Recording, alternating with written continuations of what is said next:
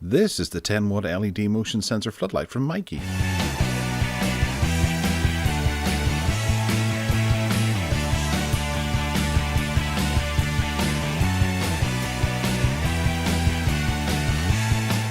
Alright, something a little bit different. This is the Meikee, that brand.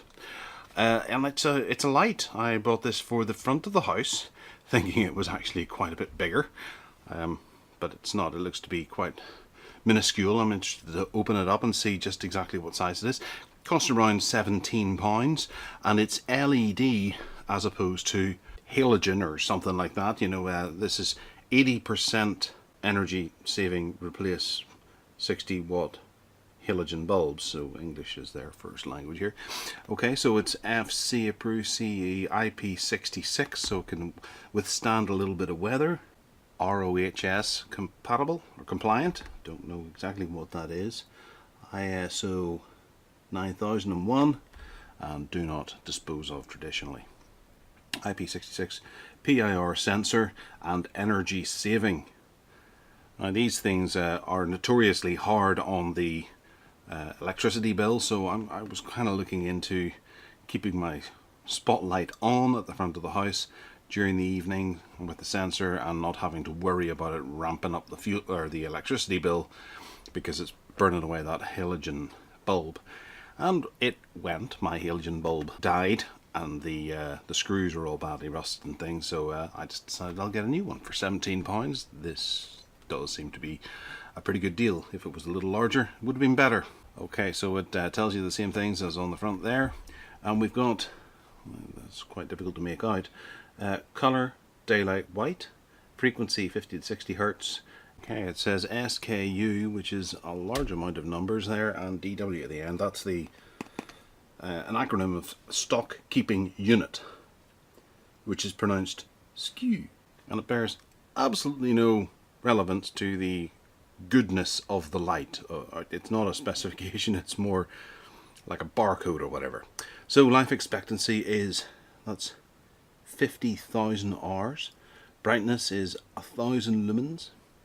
Waterproof IP66. Voltage input 265 volts AC. Mercury content no. Wattage 10 watts. Beam angle 120. And then the color rendering index is greater than 70. And then the energy cost here is, well, in dollars and cents. Okay, so the LED is rated A+, A++, something about Europe, and some other bits and things. It's dimmable. It's got on, off, greater than 25,000. Oh, it can turn on and off more than 25,000 times, I'm guessing, and can be used between the temperatures of 40 degrees centigrade and minus 25 degrees centigrade, which is this country perfectly. Alright, so let's dig in and see what it looks like inside.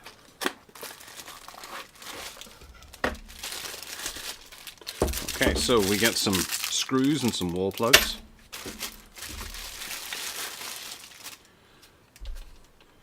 And obviously this is designed to go into a electrical conduit as opposed to a plug, so we're plugless. We have the product manual, which is illustrated very nicely, and we get a bit of foam for protection, and there it is. It is actually a little bigger than what I anticipated. It's bigger than the small one I have out the back, which has the halogen bulb in it, so I might replace that with this and then get the bigger one again, depending on how well this works out. We have the sensor at the bottom. If I move this, we'll be able to see just, yeah, we can rotate the sensor quite a lot and side to side.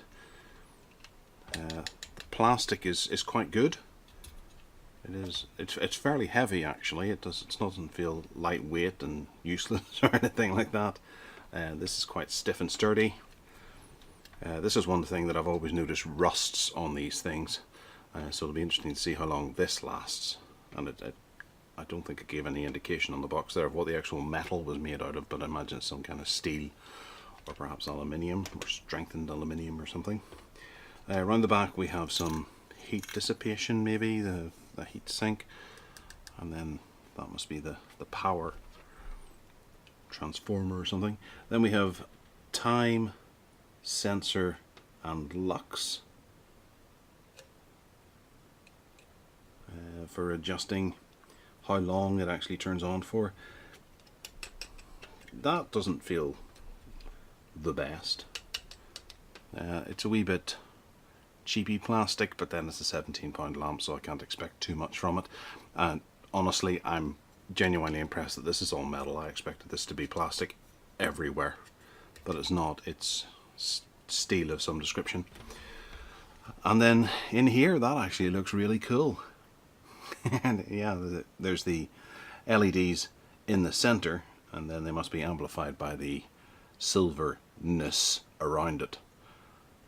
And the sensor just looks like a standard sensor. So I don't know where to put it. You don't need to know all this. I'm going to go and stick it somewhere, and you're going to find out where that is. So here it is, outside, which is probably the best place for it.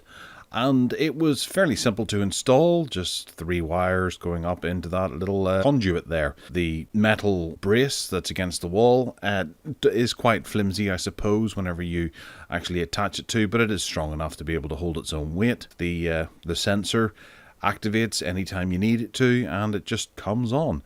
So here it is at night. The light is quite bright. It's very white. It's more of a natural light than the yellow lights that you would expect to see from a typical light, but it lights up the stairway at the back of my mother's house here quite well. So that's where I'll leave you. If you want to give us a wee thumbs up if you fancy, hit that subscribe button, and other than that, take care.